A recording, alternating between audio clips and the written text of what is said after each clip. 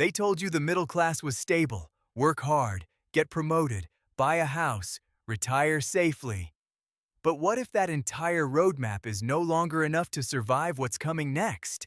Because quietly, without headlines, without warning, the rules of middle-class survival have already changed, and most people are still playing the old game. Here's the uncomfortable truth. The traditional middle-class strategy was built on one idea: trade time for money, increase income, increase lifestyle. Repeat. But that system has a hidden flaw.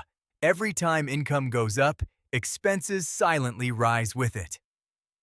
Bigger rent, better car, more subscriptions, higher taxes, more pressure. You're not building wealth. You're upgrading your dependency.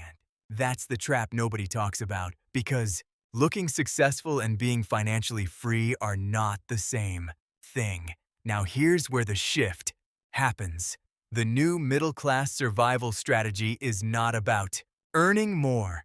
It's about escaping total dependence on a single income source. Think in layers, not levels. One job is not stability anymore. It's exposure. The real question is not, how much do you make? It's, how many ways do you make money when you're not working? This is where wealth psychology changes everything. The upper class doesn't just work for income. They design systems that generate income, assets, equity, ownership, digital leverage, small, scalable systems that don't require constant effort.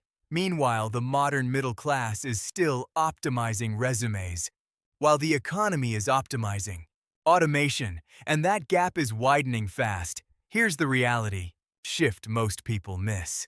Hard work is no longer the main currency. Leverage is 1 hour of work should not equal 1 hour of pay forever. That math is outdated.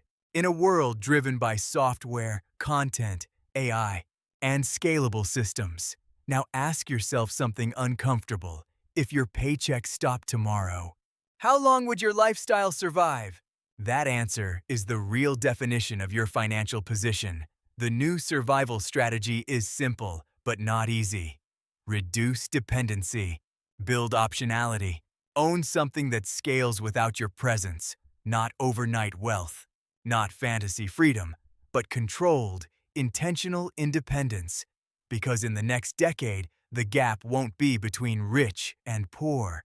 It will be between those who rely on one income and those who built multiple layers of survival. And that gap will decide everything.